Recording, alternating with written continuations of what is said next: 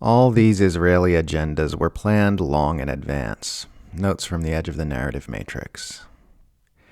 Israel has announced that it will continue to occupy parts of Syria and Lebanon indefinitely, and that the new Syrian government is forbidden to have a military presence south of Damascus. Israel has also sent tanks into the West Bank for the first time in decades, saying they will remain for at least a year. A week earlier, Netanyahu vowed to finish the job against Iran with the help of the Trump administration. The Middle East is being dramatically restructured in alignment with long-standing Israeli objectives. Gaza has been destroyed, and Trump is pushing a plan for permanently removing all Palestinians from the enclave, and they're already working on doing the same to the West Bank. Syria has been wholly regime changed, allowing Israel to grab up large swathes of land and strategic control. Hezbollah has been significantly weakened, and Israel effectively controls southern Lebanon. Who knows what awful things they're working on with Iran. And I guess it's worth mentioning, as all this unfolds, that there are mountains upon mountains of evidence that Israel knew the October 7th attack was coming and intentionally allowed it to happen, thereby manufacturing support for the advancement of all these agendas. Just the other day, a new Hebrew Ynet report alleged that Mohammed Deif almost called off Operation Al-Aqsa Flood at the last second because Hamas noticed Israel wasn't mobilizing against the coming attack despite their immense surveillance capabilities, suspecting it could be a trap. Well, it looks like it was a trap, just maybe not the kind Hamas officials suspected. The deputy speaker for the Israeli Knesset recently said during a radio interview that all adult men in Gaza should be exterminated and called Palestinians subhumans, saying, "Who is innocent in Gaza?" It's almost a cliche to say, imagine if this was said about Jews at this point, but seriously, imagine if this was said about Jews.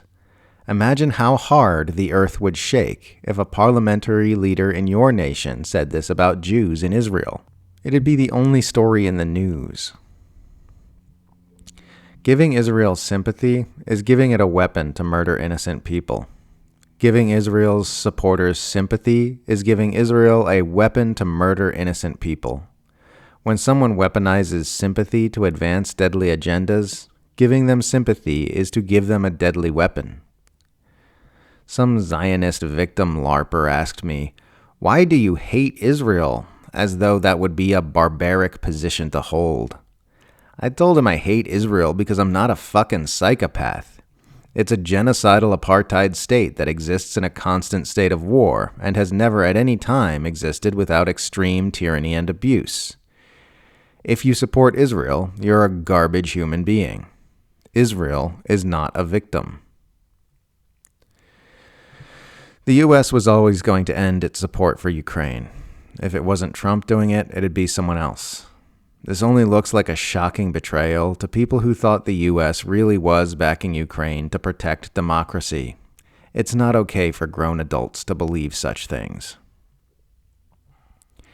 Everyone thinks of Elon Musk as the Tesla guy, the Twitter guy, the Mars guy, but he's not. He's the satellite guy. Musk owns most of the operational satellites in Earth's orbit, and they're being used to help the U.S. military intelligence machine rule the planet. And this is the guy who MAGA pundits insist is fighting the deep state. The unelected military-industrial complex plutocrat is fighting the deep state, you guys. And here's a tweet by the large account End Wokeness saying, "The deep state will not go down without a fight. Buckle up." And Elon Musk quote tweeted it with "cracks knuckles." Trumpism is history's dumbest cult. The oligarchic Pentagon contractors are fighting the deep state. The plutocrat-owned president is leading a populist revolution. The conspiracy theories just so happen to benefit the Republican Party. Analysis of government agency malfeasance just so happens to begin and end solely with things that can be framed to make Democrats look bad.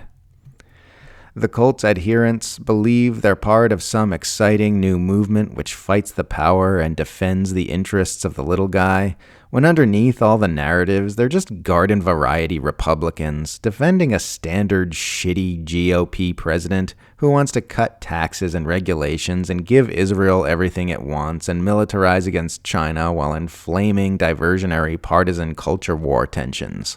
They are power-worshipping bootlickers, posturing as brave revolutionaries. Everything about their whole thing is fake and stupid. Anyone still buying into this scam should feel embarrassed.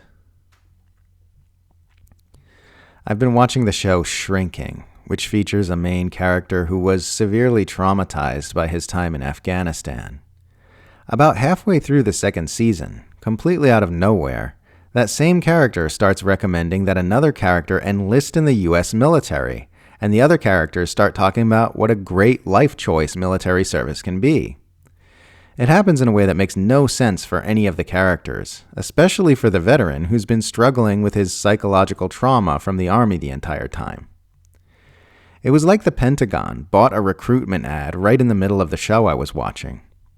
I can't prove that that's what happened, but I find it extremely suspicious that a show which made military recruitment look very unappealing in its first season suddenly shifted gears in its second season to convey the exact opposite message in a way that contradicts everything the show had shown us about the characters and their motives up to that point.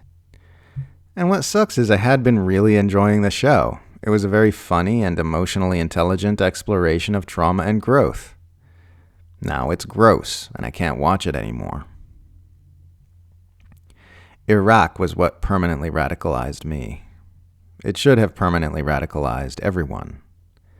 I always had a healthy distrust of the Americans and of my own government, but that was when it really hit me that, okay, this power structure is my enemy, and it needs to be brought down.